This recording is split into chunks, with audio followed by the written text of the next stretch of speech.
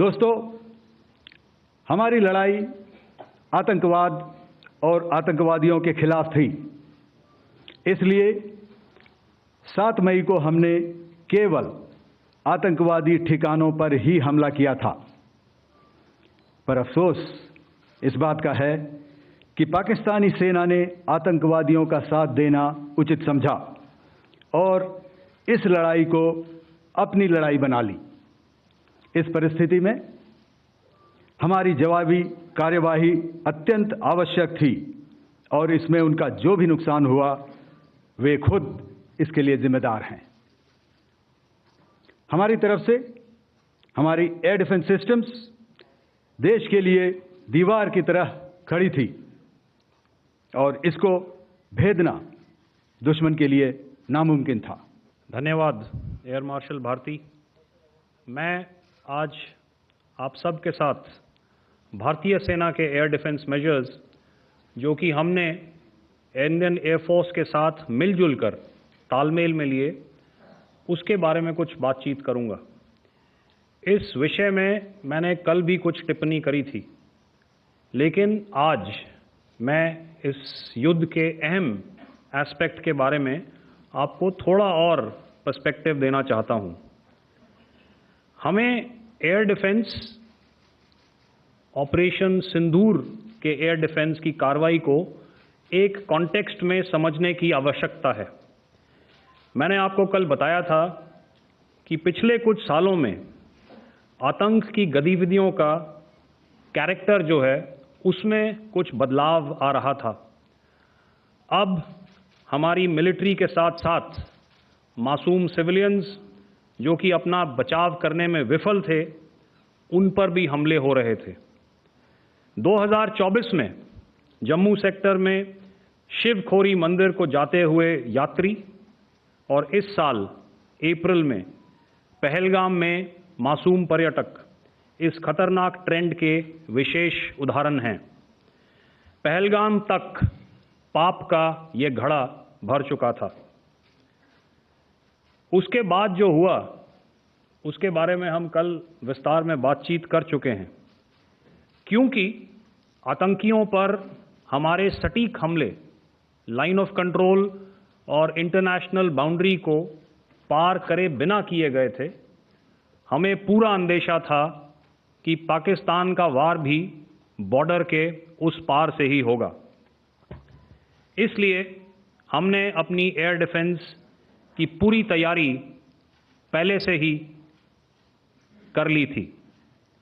हमारी इन्वेंट्री में शामिल counter manned aerial systems, electronic warfare के साधन और एयर डिफेंस वेपन्स का इंडियन एयरफोर्स के इसी प्रकार के सिस्टम्स के साथ एक अनोखा मिश्रण किया गया। इसलिए आपने देखा कि जब जब पाकिस्तान एयरफोर्स ने हमारे एयरफील्ड्स और लॉजिस्टिक इंस्टॉलेशंस में 9 और 10 मई की रात को लगातार हमले किए, वो इस मजबूत एयर डिफेंस ग्रिड के सामने विफल हो गए। आपके सामने इस ग्रिड को एक तरीके से दर्शाया गया है।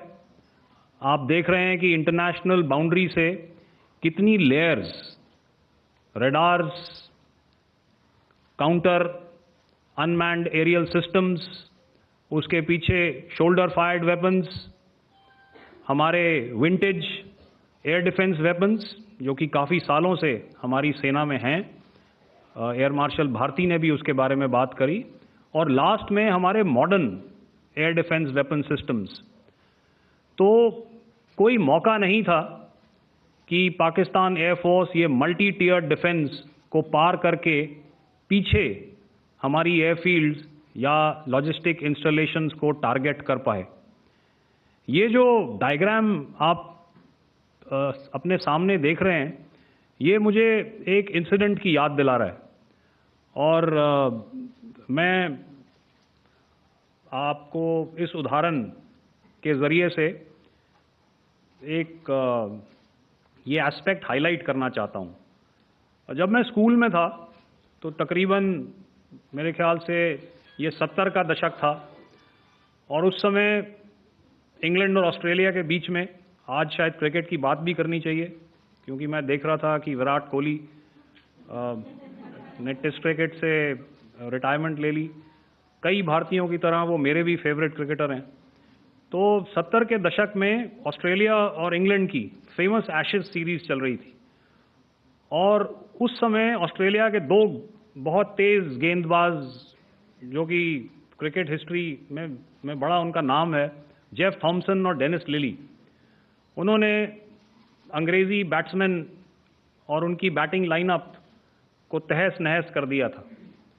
और ऑस्ट्रेलियंस ने उस समय एक कहावत निकाली थी, that from ashes to ashes and from dust to dust, if Thommo don't get here then Lillee surely must.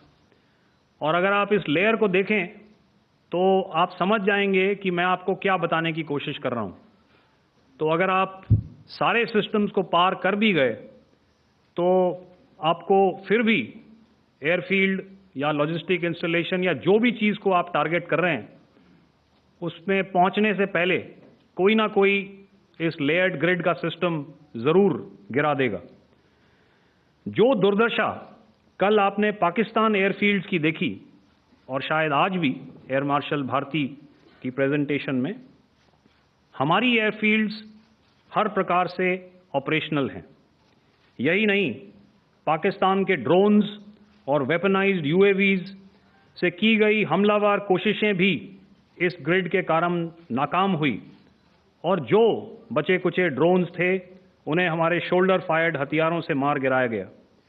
मैं यहाँ पर अपनी बॉर्डर सिक्योरिटी फोर्स की भी सराहना करना चाहता हूँ।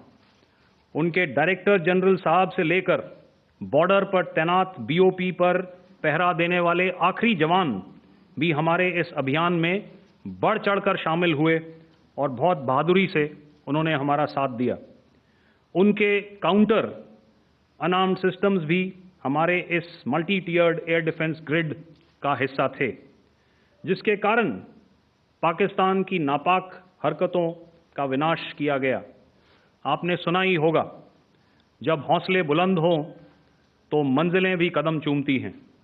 और अंत में यह मैं स्पष्ट शब्दों में कह देना चाहता हूं कि हमारी सभी मिलिट्री बेसिस और सारे इक्विपमेंट और सिस्टम्स ऑपरेशनल हैं और ज़रूरत पड़ने पर अपने अगले मिशन के लिए तैयार हैं और तत्पर भी हैं। शुक्रिया दोस्तों।